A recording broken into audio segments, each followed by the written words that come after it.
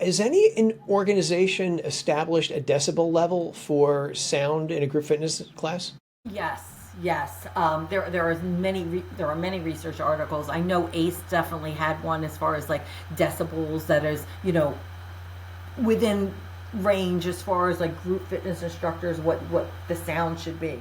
How does the instructor know who's taken their class? You could have a person who is an elite athlete standing right next to somebody who may have had a heart attack a month or 2 or 3 months previous.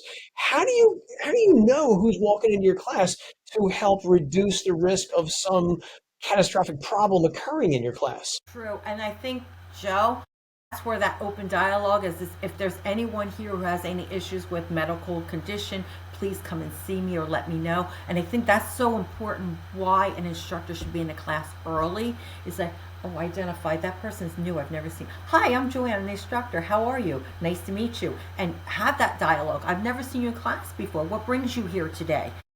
Start that. Oh, okay. Well, I just signed up for the gym. And of course, if you're teaching in a facility, a gym, they collect all that data. Of course, they do the medical history. They do, if they are still doing the PAR-Q. So they would know that information as far as clearance for exercise. But that doesn't mean anything, right? You could have someone there who's, a diabetic or someone has asthma, and it's important for them to carry that. I actually had an instructor who worked for me who had exercise-induced asthma. She would have to carry an inhaler with her.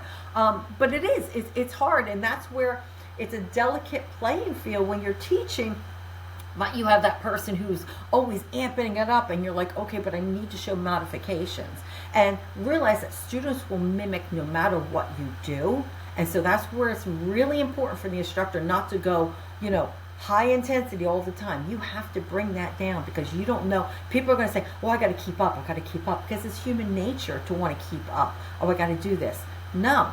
Modifications. I mean, to this day, if someone's doing burpees or something like that, I'm like, I'm not doing that. I'm going to modify that. There's no way. If I'm not going to show a modification, then I'm going to do a modification of it because I just know that my body just that's not a good movement for it. But no, you're absolutely right, Joe. There's you're going to have a lot of different physical abilities, and people are going to get stuck or they're going to have various injuries, and hopefully the people are honest with you and they'll let you know that I can't do this. And I'll give you an example. As a breast cancer survivor, I was taking a class, and the instructor was like, oh, we're doing push-ups. I was like, not me. And he came over, he goes, why aren't you doing this? You need. I went, I'm a breast cancer survivor. I can't do this.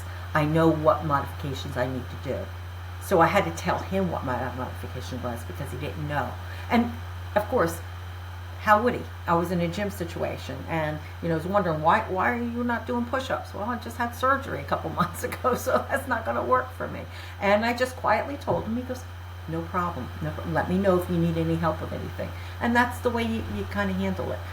You don't want to blurt out your personal information to everyone because that's your medical information. You don't necessarily want to share that. And I think that's why it's important for the instructor to be there before and after class to know what's going on, to know if there are some limitations, and teach to those limitations to make sure that person still feels successful in that class.